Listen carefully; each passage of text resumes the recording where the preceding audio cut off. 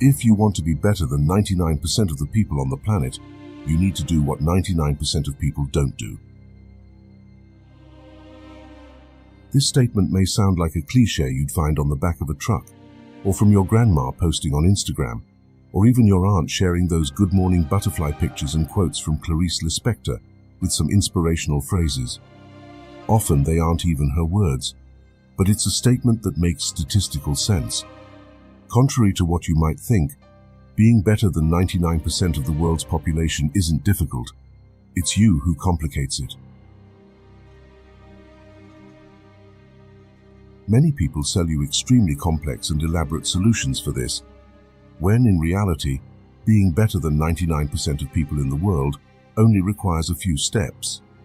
In this video, I will show you what you need to do to outperform 99% of the world's population, all based on neuroscience and behavioral psychology.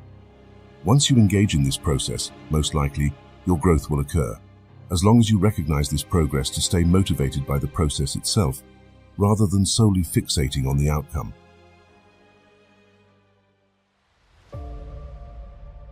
Many people start going to the gym aiming for a specific physique and end up getting demotivated because after just 2 days, they're sore and don't have the arm of that athlete they admire. Many people begin a diet thinking that after 5 or 6 days, they'll achieve the desired physique. Many people start studying intensely, but can't sustain that behavior for long. These people have one thing in common. They're always chasing results, and more results. Results are important, but you need to shift your focus to the process. Once engaged, the process generates motivation, allowing your performance to be sustained over time. In this video, I will provide you with some insights and steps that, if put into practice, I reasonably believe will help you. Don't miss the chance to apply Stoic principles to deal with life's adversities. Grab the Stoic Mindset ebook now and discover how to cultivate serenity in the midst of chaos, make wiser decisions, and overcome adversity with mental strength. Click on the link in the first pinned comment and embark on your journey of wisdom. Step 1. It seems interesting that you learn to manage your stress. Stress is one of the leading risk factors for psychiatric illnesses. The person who gets the farthest isn't necessarily the smartest. It's the one with better emotional control. So if you want to outperform 99% of the world's population, you need to have your emotional control in check. To do that, you must pay attention to your emotional states. Consume content that aims to enhance your emotional intelligence. Most importantly, understand what stresses you in your daily life. Whatever causes you stress on a daily basis should be eliminated from your life as much as possible to prevent chronic stress from taking hold in the long run.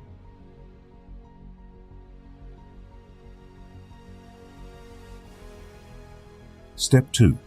For changing habits, it appears more effective to alter your environment rather than relying solely on willpower.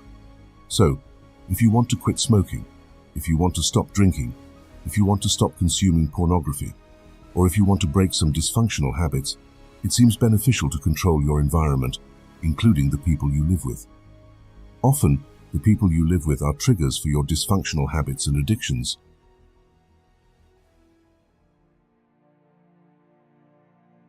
Step 3. The prefrontal cortex works in conjunction with limbic regions. For those who don't know, the prefrontal cortex is a brain region responsible for planning, executive functions, and rationalization. It seems valuable to have this brain region well developed. This brain region works together with the limbic system, which comprises various areas that tend to modulate your emotions. These two regions interact and balance each other, at times favoring emotional activity, at other times rational thought like a seesaw. If you have excessive rationality, it doesn't seem as functional, because emotions are important, contrary to what many people claim, for our decision-making. For example, it's challenging to change your behavior if you receive negative feedback and don't experience those negative emotions. When you receive feedback from a boss, your boyfriend, your girlfriend, a family member, or about something wrong you did, if you don't feel bad about it, the likelihood of changing your behavior is reduced. This is often observed in cases of psychopathy, So emotions are crucial for decision-making, but you mustn't be consumed by them. It's also important for your prefrontal cortex to be active. To achieve this, an excellent starting point is to keep an emotions diary. An emotions diary will enhance your emotional intelligence as it allows you to categorize your emotions throughout the day. So, if you want to give it a try, create a diary where, at the end of the day, you always write about how your day went and how it impacted your emotional well-being.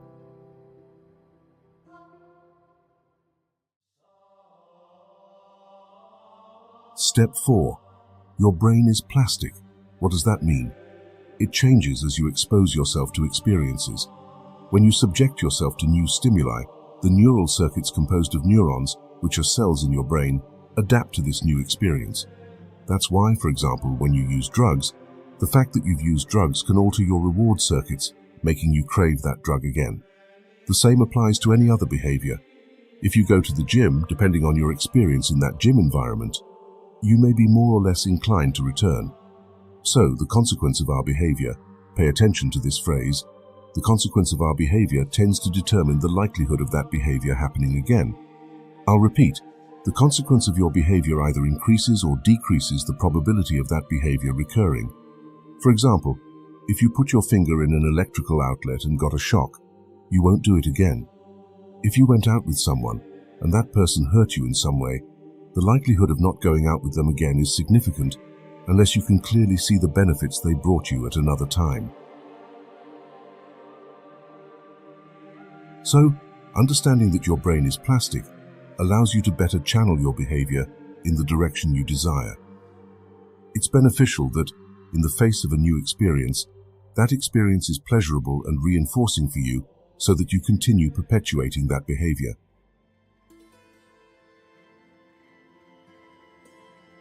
Step 5. We didn't evolve to be altruistic or selfish. We evolved to respond to the context we're in. Specific environments can bring out your negative side.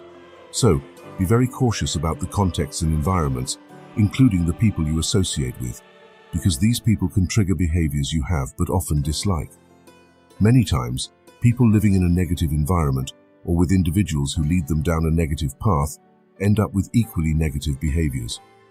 Since our environment shapes our behavior, and we are the average of the people we spend the most time with, individuals often start seeing themselves as bad, self-evaluating as bad, and self-criticizing as bad, when, in reality, they are just in the wrong environment. So, take care of your environment and, whenever possible, live in more adaptive environments, including with people. Step 6. Your productivity will drastically decrease if you don't sleep well. If you don't sleep well, you're likely to be less productive, more impulsive, and more prone to behaviors you dislike. The reasons for this are numerous, but the main one is that your brain becomes chemically dirty when you don't sleep well. What's good sleep? For adults and young adults, it's typically 7 to 9 hours of high-quality sleep, which means not waking up frequently during the night. To achieve this, you need good sleep hygiene, a topic I won't delve into here. If you'd like a specific video on how to maintain good sleep hygiene, please comment below. So take care of your sleep, prioritize it, because contrary to what some people say on the internet, sleep is not a waste of time. Sleep is an investment in the quality of your brain's functioning. It's like allowing the engine to cool down a bit so it can perform at its best the next day. If you don't sleep, you end up limiting the full potential of this engine, which is your brain.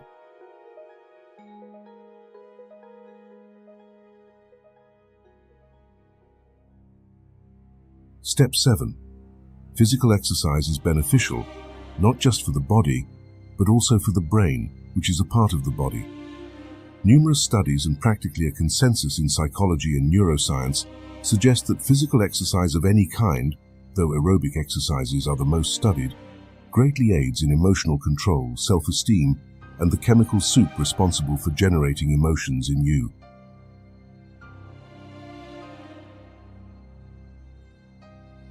Step 8. Money is important. Those who claim money isn't important are out of touch. However, up to a certain point, up to a certain amount, the pleasure derived from money plateaus. It's still a bit murky, and we must admit that there isn't a great deal of clarity in the studies.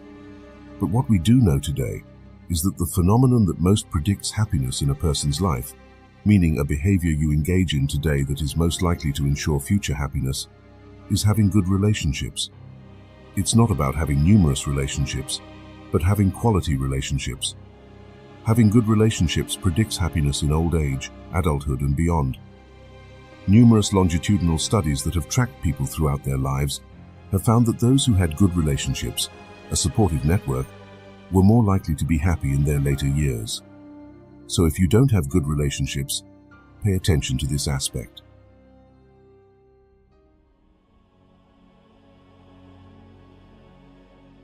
Step 9. Lastly, it's interesting that during the day, you are more dopaminergic, motivated, with a fire in your belly, eager to chase your goals.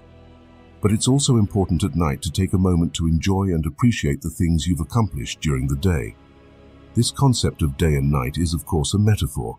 It could refer to your week, your weekends, or different life phases. What I'm trying to convey with this line of thinking is that it's highly beneficial for your mental health to experience motivational peaks, to pursue what you desire, while also genuinely feeling gratitude for what you've already achieved. So, if you're reaching for those oranges on the other side of the river, it's crucial that you have the hunger to go after the oranges. In other words, basic motivation. But when you attain the oranges, it's essential that you feel genuinely thankful for reaching that goal. And here, I'm not talking about superficial gratitude, but a true sense of happiness and reward for accomplishing your goals.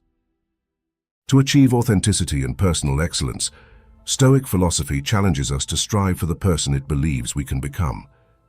However, Stoics cannot force us to be or do something. They merely present a formula.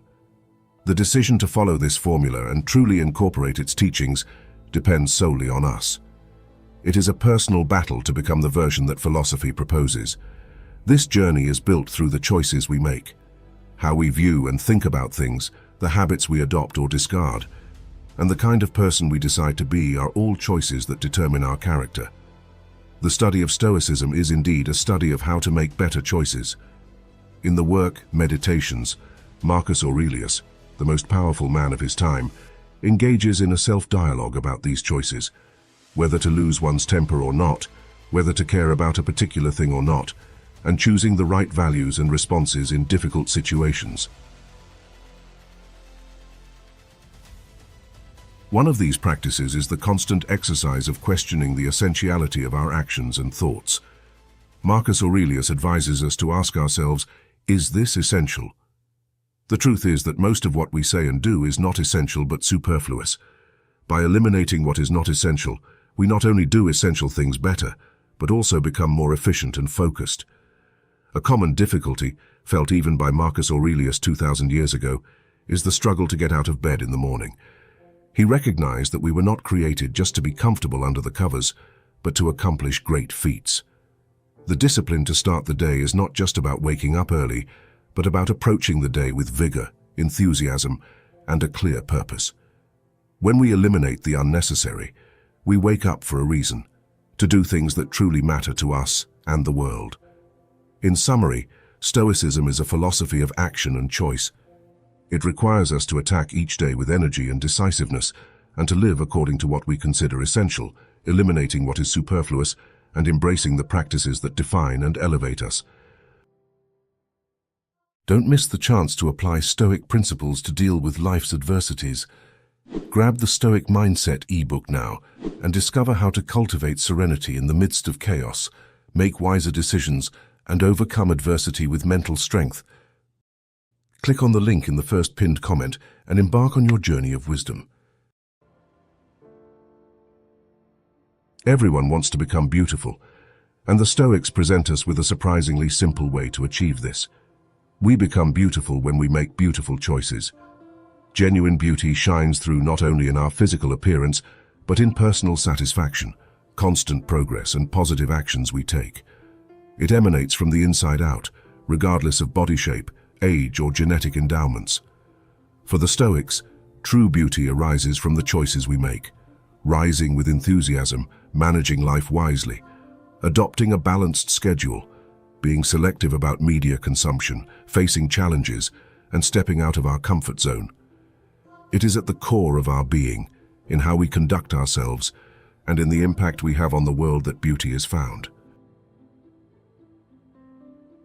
Consider the movie Gladiator, a cinematic masterpiece that offers a powerful metaphor.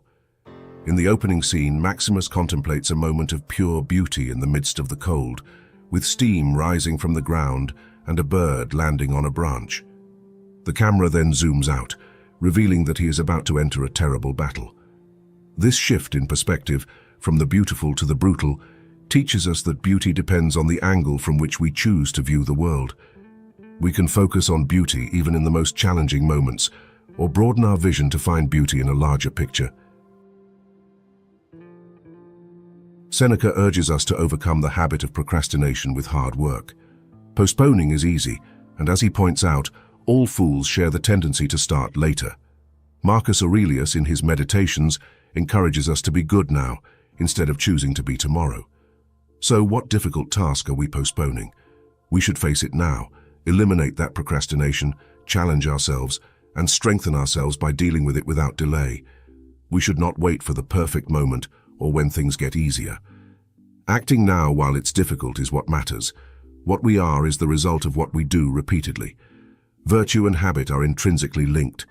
If we want to be beautiful both inside and out, we must start now by making beautiful choices, facing difficult tasks, and cultivating habits that reflect our best qualities. It is in present action, not the promise of future effort, that we become who we aspire to be. How do I become more virtuous? Aristotle says it's the same way you become a better builder, by building more, doing the work. Epictetus, in his discourses, encourages us not only to talk about our philosophy, but to embody it. Speaking and writing about philosophy are certainly a form of practice, but the essence lies in making conscious choices and acting accordingly. Our ability is confirmed and grows through the actions we perform. If you want to be something or do something, you must make it a habit. Therefore, the essence of all these choices is in constant practice, choosing them repeatedly until they become part of your muscle memory, your identity. The Stoics remind us that the whole world is a temple of the gods. Look at that sunset, this beach, this life. Marcus Aurelius tells us to remember that we are fortunate to be alive, to experience this moment, even if the world around us is in turmoil. Being bitter, cynical, or disdainful is wasting the gift of the present, and it's no accident that we call it a present, because it truly is a gift. Even if this is not the best time to be alive, it is the only time we have. So we focus on what we control, our perceptions, opinions, and attitudes. We don't control her, and here we are, but we try to make the best use of it, accept it, and be grateful. And that's how we find happiness. In the present moment, no matter what is happening in the world, whether you are cold, tired, hungry, or well-rested, regardless of the situation itself, Marcus Aurelius argues that what matters is doing the right thing. The rest is secondary. The Stoics believe that the task of a Stoic is to do good. It is about the virtue of justice. There are no excuses or explanations. Virtue is paramount. That is why we were placed here. No matter what others do or say, Marcus Aurelius's task, as he writes to himself in the Meditations, is to be good and also to do good, to help others, be a force for good in the world, and leave this place better than he found it. This is the supreme habit, the one that should override all others and should guide and inspire all our actions and choices. According to the Stoics, no one can truly harm you. They can hurt you, say cruel things, attack you, make you bleed. But for the Stoics, harm is a choice. You decide whether to see yourself as harmed by it. Eleanor Roosevelt expressed something similar. No one can make you feel inferior without your consent. We choose to feel harmed. According to Epictetus, you are hurt the moment you believe you are. Marcus Aurelius tells us not to choose to feel harmed. We control our emotions, opinions, and the story we tell ourselves about what happened. And that's why the Stoics say we are complicit when we feel harmed, because we choose to see it that way. A biographer of Marcus Aurelius wrote that what was so great about him is that his severity was limited only to himself. A Lincoln aide said something similar. He observed that Lincoln did not expect perfection from anyone, not even the same high standards he held for himself. We have to understand that self-discipline is, for a reason, called self. It's our standards, rules, and potential that we are trying to reach, not a weapon we use against others. Our discipline should be limited to ourselves, our choices, actions, habits, expectations, and when we see other people not meeting our standards or their own, we should be forgiving, tolerant, helpful, and encouraging. That's what self-discipline implies. When faced with the statement, "You are frustrating me," the Stoic response would be to acknowledge that no one can make us feel frustrated. That is something we choose to feel. If we find ourselves offended, according to Epictetus, we are complicit in being offended. As the Stoics say, things do not disturb us. We choose to be disturbed by them. It is our opinions that are the problem, not the objective situation. Therefore, it is crucial to remember that no one can make us feel anger, sadness, or frustration. These are choices we make. We are responsible for our own emotions. And I am saying this as much to you as to myself, because I forget it all the time. We are responsible for our own emotions, no one else. No one can make us feel, say, or do anything, let alone make us feel frustrated or angry.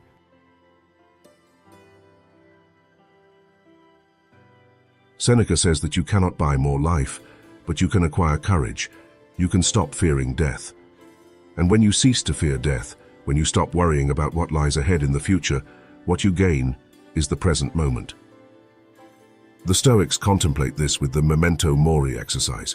They meditate on their mortality, imagine their own death, plan for their own death, and practice for their own death, so that it stops wasting their time and energy and ceases to intimidate them.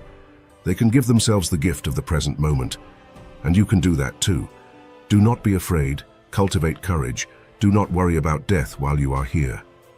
Epicurus says that death is not here, and when death is here, you are not.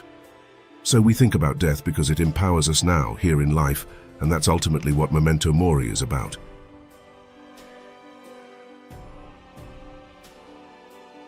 One of the things we must strive to do as Stoics is to have better boundaries. Let's talk about being self-contained, about not being disturbed by what is happening outside, about managing our own garbage, controlling the inner citadel, our own soul, without throwing our stuff onto others. But also do not allow other people to throw everything onto you, their problems, their issues, their lack of self-control, the things they want from you. You have to maintain some defenses, but you also have to be strong enough, confident enough, self-controlled enough, and polite enough to say, "I really don't want to do this. I'm not comfortable with this. I don't like this. I don't agree with this. Here's what I'm willing to do instead."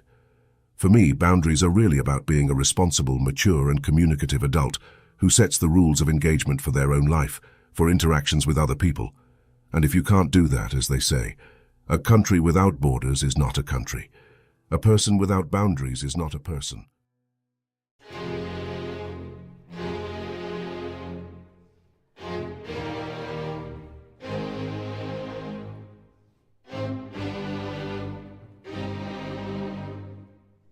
Marco Aurelius was truly remarkable. He is often regarded as the final figure among the 5 good emperors who genuinely cared for their people. He also remained a devoted scholar of Stoic philosophy. During his rule, Aurelius managed to dedicate time to crafting a series of autobiographical works, now recognized as the Meditations. Within these compositions, the Roman emperor presented a variety of essential insights on the path to a content life. Thus, today, we bring you 10 of the most crucial observations for attaining happiness from the writings of Marcus Aurelius.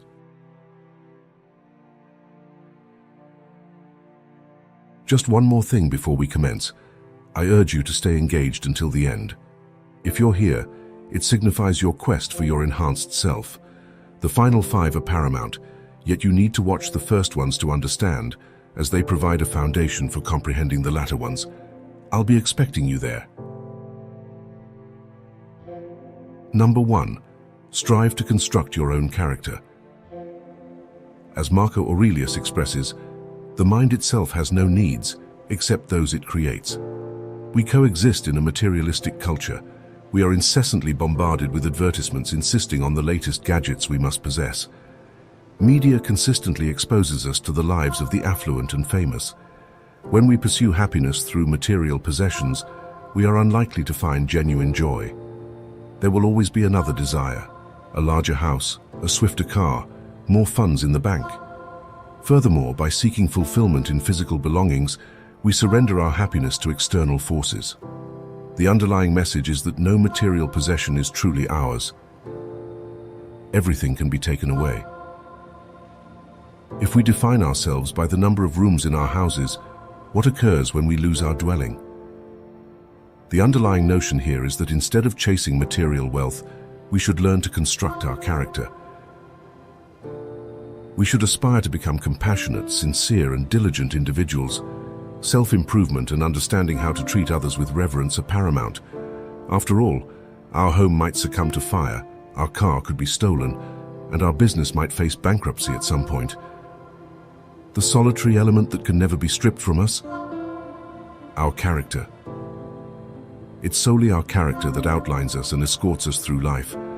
A person can ascend or descend based on the virtues or flaws of their character, and frequently, this is what leaves a lasting legacy. Number 2. Cease the pursuit of external praise. Marco Aurelius asserts, no matter how good a life has been, there will still be people around the bed who welcome the sad event. There are 8 billion individuals on this planet, and striving to lead a life that pleases each and every one of them is utter madness. Whether striving for hundreds of likes on Instagram or hoping for a connection on Tinder, it can sometimes seem like our happiness hinges on others in today's society. Yet there are ways to discontinue the quest for others' approval. The key is to commence by addressing your own stream of thought. Instead of seeking validation from external influences, endeavor to unearth genuine happiness by nurturing a more steadfast rapport with yourself. Grasp the concept that if someone doesn't like you, it's not because you're not funny, kind, or intelligent. There will always be those who disapprove of you, irrespective of your actions or words, so it's wiser to lead your life in the most authentic manner possible. If you dissent from someone's political opinion, don't feign concurrence. Or if your friends make a comment you deem injurious, let them be aware. In the words of French novelist André Gide, it's better to be hated for who you are than loved for who you are not. Number 3. Direct your focus solely towards what you can control and disregard the rest. Marco Aurelius imparts, is the cucumber bitter? Throw it away. Are there thorns in the path? Go around them. That's all you need to know. Nothing more. There are only 2 aspects of life over which we hold sway, our thoughts and actions. Just those. The rest lies beyond our grasp. However, how often in life do we squander time and effort complaining about matters we simply hold no influence over? Emotions like anger aren't always futile. At times they galvanize us to act in moments of injustice. Nevertheless, there are numerous instances where such emotions serve no purpose. Consider traffic, for instance. You can yell, curse, and honk as much as you want, or you can unwind and listen to the radio. Either way, you're ensnared in the congestion, and there's nothing you can do about it. You can't govern other people. You can't dictate what they say, do, or think. Hence, cease investing so much attention in others and focus purely on your own life. Number 4. Channel your anger into something productive. When you become overwhelmingly furious and erupt, it's already too late, as you've set in motion events that eventually lead to regret and sorrow. However, the prime time to contemplate our anger and rage is when we aren't angry. By allowing yourself the awareness and insight into what anger can do in your life, you prime your mind and feelings to choose a gentler path when anger strikes. Feel the anger, but instead of exploding, harness the energy and potency of anger to craft something productive and creative for both others and yourself. Channel your anger into constructive and inventive endeavors.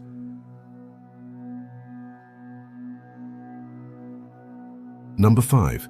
Negative emotions stem from negative thoughts. Marco Aurelius reminds us, your ability to control your thoughts, treat it with respect. It's all that protects your mind from false perceptions, false in relation to your nature and that of all rational beings. The negative emotions we often experience are frequently a product of how we interpret things. Let's take the example of two friends, Ethan and Nathan, who are invited to a mutual friend's birthday party. Ethan, an extremely outgoing person, is excited about attending this party. He views it as a wonderful opportunity to meet many new people. Nathan, on the other hand, is filled with anxiety and apprehension. He doesn't know anyone there and fears she won't have anyone to talk to. This is a great illustration of how two individuals can react very differently to an identical situation. We must learn to comprehend that the anxiety, worry, or anger we experience aren't a result of our surroundings. These emotions arise due to our way of thinking. As a result, we possess the capability to empower ourselves and regain control over our emotions. Now, my friends, brace yourselves. The best part is yet to come. Before we proceed, please ensure you're subscribed to the channel. Join us. You can become a channel member by clicking Join. By doing so, in addition to greatly supporting the channel, you'll gain exclusive access to content here at Dare Me Motivation. Number 6. Embrace preparedness for any outcome and act with resilience. Marco Aurelius imparts, "The art of living is more like wrestling than dancing, insofar as it stands ready against the accidental and the unforeseen, and is not prone to falling." The secret to happiness lies in resilience in the face of adversity and setbacks. It's intriguing that those who thrive and flourish in their lives view adversity differently, and most importantly, are poised for any outcome. For them, life is about making adjustments as setbacks occur and seeing the positive side of what's going awry. When you don't allow failure to hold you back, you're capable of taking small steps and advancing, regardless of your fears and resistance. See life through the favorable lens of perspective and the constant movement of time. As Marco Aurelius rightly points out, the current of time is strong, and this too shall pass. Number 7. Be insanely grateful for what you have. Marco Aurelius says, "Take full account of the excellencies which you possess, and in gratitude remember how you would hanker for them if you had them not." Often we forget about all the incredible things and people in our lives and solely focus on what we lack. Marco Aurelius wisely advises that you place yourself in the position of not taking for granted all the wonderful individuals and circumstances you have in your life. If you didn't have them in your life, how would things be different, and how would you yearn to have them in your life? This is a simple yet highly effective practice to cultivate a deep sense of gratitude for all that's going well in your life. We neglect life's simple pleasures, such as being alive, having close family and friends, the capacity to love and enjoy, as we overly concentrate on what we lack and what's going wrong. Counting your blessings and appreciating what you have makes you feel great and elevates your levels of happiness. Number 8. Tolerance involves refraining from judgment. Marco Aurelius proclaims, "People exist for one another. You can enlighten them or endure them." We're all part of an intricate network that links us to others, from which we can't break free, and solitude will merely guide us toward leading a life of insignificance. Observing others with empathy empowers us to surrender or alleviate our opinions about them. You must be adept at sharing and teaching, yet that doesn't place the responsibility for others on us. We should shoulder responsibility exclusively for ourselves. Endeavoring to modify others' conduct to align with our anticipations will only result in unhappiness, as the actions and outcomes of others are theirs alone. Number 9. The serenity you seek resides within you.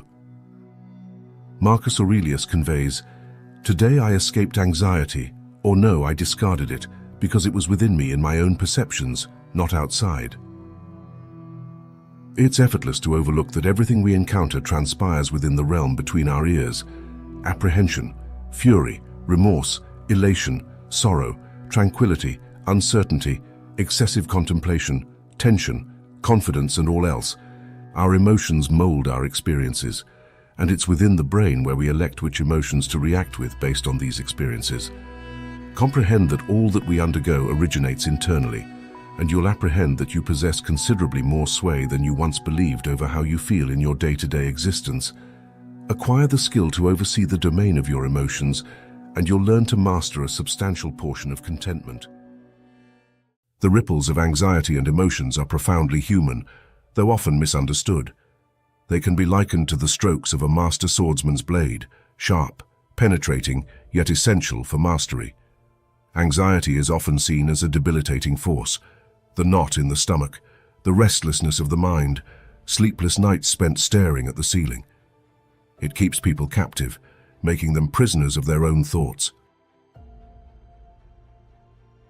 For many, anxiety is an obstacle, a barrier to living a fulfilling life. However, through the fog of this overwhelming emotion, we find moments of clarity, catalysts for growth, and even unparalleled sources of motivation. Enter Miyamoto Musashi, a name that resonates not only in the annals of Japan's rich history, but also in the hearts and minds of warriors, thinkers, and seekers worldwide. While the stories of his duels and strategic genius are legendary, few delve into the depths of his psyche to understand the role of anxiety in shaping his journey. Musashi grappled with anxiety, but instead of letting it consume him, he channeled it, using its energy to forge his path, refine his skills, and deepen his philosophical insights. In this exploration, we will traverse Musashi's life, understanding how he transformed what many perceive as a weakness into one of his most potent allies. For it is in the shadows of anxiety that we often find the brilliance of greatness waiting to be revealed. Don't miss the chance to apply Stoic principles to deal with life's adversities. Grab the Stoic Mindset ebook now and discover how to cultivate serenity in the midst of chaos, make wiser decisions, and overcome adversity with mental strength. Click on the link in the first pinned comment and embark on your journey of wisdom. Musashi's initial encounters with anxiety occurred during the lesser-known narrative of his youth, which was anything but linear. As he transitioned from childhood to adolescence, the complexities of life expanded, and with them, anxiety often found its way into the heart of the young samurai. Growing up without the guidance of his parents and thrust into a world of responsibilities and expectations, Musashi's early experiences were not filled with the glories of triumph, but with the painful lessons of defeat and the heavy weight of doubt. These moments, filled with raw emotion and internal turbulence, laid the foundations for his introspective journey. However, instead of being overwhelmed by these feelings, Musashi saw them as signals. Every anxious thought and uncertain step became an opportunity for self-reflection and growth. These early episodes of anxiety did not deter him. Instead, they became the sharpening stone against which he honed his spirit and skills. Just as steel needs to undergo the chaos of the forge to emerge as a blade, Musashi's internal adversities acted as the crucible for his evolution. As we delve further into his life, we will discover how these foundational experiences with anxiety paved the way for the legend he was destined to become. Entering the chapter of Musashi's peak, it's easy to imagine him as the indomitable force he is often portrayed as. However, beneath the calm exterior and the armor-clad confidence of steel, lay subtle shades of anxiety that continued to pulse in his veins. Instead of rejecting it, Musashi channeled these restless energies as catalysts, propelling him further on his path.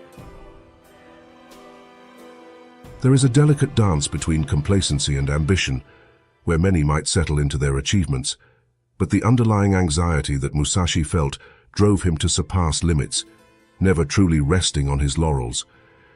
It wasn't paralyzing anxiety that keeps someone rooted in fear, but rather an invigorating type that urged him to act. It whispered to him during silent nights, reminding him that there was always a new horizon, a challenge waiting just out of sight. Musashi's greatness was not only the result of his talent, but was propelled by his relationship with his own internal struggles. It was this anxiety that became the invisible hand guiding him towards continual growth, serving as a reminder that even in mastery, there is always room for improvement, refinement, and evolution. In the vast landscape of Musashi's journey, anxiety was not the enemy, but rather the unsung ally, inspiring a drive that would carve the legend of the greatest samurai. In strategic preparation, foresight born from fear became evident as the chapters of Musashi's life unfolded. A pattern could be discerned. Each of his moves seemed calculated, every decision deliberate. But what gave rise to this meticulous approach? Delving deeper, it is discovered that beneath this careful orchestration lay a familiarity with anxiety. Instead of allowing it to hinder him, Musashi transformed these feelings into a powerful weapon of foresight. The battlefield is a realm of uncertainties, from sudden changes in the opponent's strategies to unexpected environmental factors. Unpredictability lurked around every corner. However, Musashi's relationship with anxiety acted as an internal alarm, making him acutely aware of potential pitfalls and challenges. It was as if anxiety whispered secrets of the unknown in his ear, urging him to always be vigilant. This heightened sense of alertness compelled him to train harder, think more deeply, and prepare with an intensity few could match. Where most saw anxiety as a burden, Musashi recognized it as an ally, providing a nuanced perspective, allowing him to anticipate the ebb and flow of combat scenarios. Understanding and mastering his anxiety, Musashi transformed what many would consider a weakness into a distinct strategic advantage. He realized that in preparation lay the power to turn fear into foresight, to transmute nervous energy into action, and to ensure that even in the face of the most daunting challenges, he remained several steps ahead.